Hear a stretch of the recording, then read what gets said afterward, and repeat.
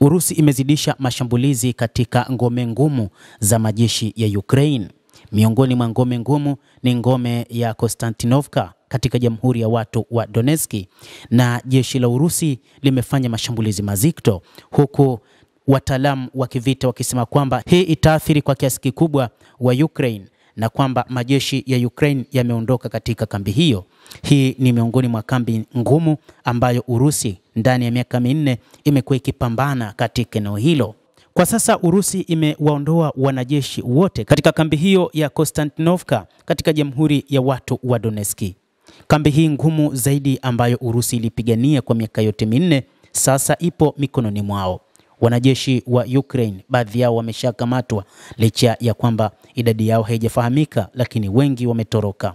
Kiev kwa sasa imeondoa baadhi ya vikosi vyake na rasilimali zilizokuwepo ikiwa ni pamoja na silaha nzito zimeachwa. Kulingana na wachambuzi wa mambo, Konstantinovka ilikuwa ni moja kati ya maeneo magumu zaidi katika eneo la operesheni maalum ya kijeshi ya Urusi, kwani iko katika ukanda wa tambarare na wanajeshi wa jeshi la Ukraine wamejichimbia kuzunguka katikati mwa mji huo. Urusi ilifanya mfululizo wa mashambulizi baada ya Rais Vladimir Putin kumwagiza mkuu wa majeshi kwamba lazima atumie kila aina ya silaha kufanya mashambulizi katika eneo hilo.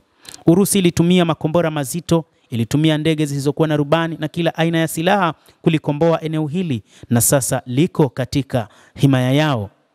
Hatukuibinafsisha anga na ilikuwa vigumu sana kutuma ndege zisizokuwa na rubani. Suala hili limetatuliwa kivitendo hadi sasa. Kwa hiyo uharibifu wa kundi la jeshi lililopo Konstantinovka la Ukraine sasa limekimbia na athari itakuwa kubwa sana kwao. Tutaendelea na operesheni maalum ya kijeshi hadi pale tutakapofanikiwa, anasema mkuu wa majeshi wa Urusi.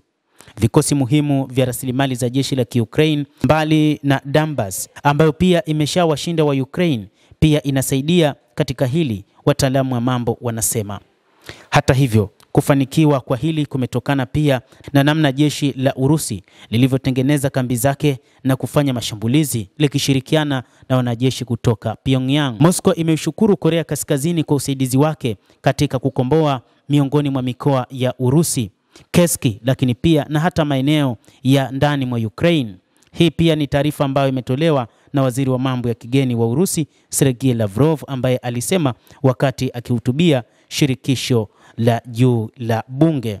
Kwa kweli tunawashukuru marafiki zetu wa Korea kwa msaada wao wa washirika katika kukomboa mkoa wa Kursk na mapambano ya dhidi ya Ukraine. Tunaona matarajio makubwa na maendeleo ya uhusiano wa nchi hizi mbili katika nyanja mbalimbali na pia katika suala la shughuli za pamoja ndani ya Umoja wa Mataifa, mwanadiplomasia huyo mkuu wa Urusi alisema. Amesisitiza kuwa Urusi ilitaka kuongeza ushirikiano wa kimkakati wa kina na Korea Kaskazini kwa kuzingatia makubaliano ambayo viongozi wa nchi hizo mbili walitia saini katika majira ya joto ya mwaka 2024. Urusi sasa imesema itaendeleza operesheni zake hadi pale Ukraine itakapokubaliana na mpango wa kumaliza vita hivyo. Rais Vladimir Putin mara kadhaa ameonana na vikosi, akikutana na mkuu wa majeshi, akiapa nguvu majeshi hayo na kuzungumza na wanajeshi wanaoendelea na operation maalum, huku akitoa amri ya kutumika kwa aina yoyote ya silaha ili mradi tu waweze kuyakomboa maeneo ya ukanda wa Donbas na yote ambayo yapo katika milki ya Warusi. Mtazamaji, hali kwa sasa katika uwanja wa vita ni kwamba Urusi imeuwasha moto. Wiki iliyopita Ramzan Kadyrov, mkuu wa Chechnya, alisema wazi kwamba kuanzia Jumatatu ya wiki hii hali itakuwa ni mbaya zaidi nchini Ukraine, na hili ndilo ambalo limeanza kutokea. Ngome ngumu zinaanza kukombolewa na Urusi sasa inazidi kupata urahisi wa kuweza kukomboa maeneo yote ya Donbas, kwa maana Luhansk, Donetsk, Zaporizhia na Kherson. Endelea kutufuatilia na usisahau kulike, usisahau kucomment, kadhalika na kusubscribe channel yetu hii ili upate habari hizi kwa mapana hapa The World News. Naitwa Adam Hussein.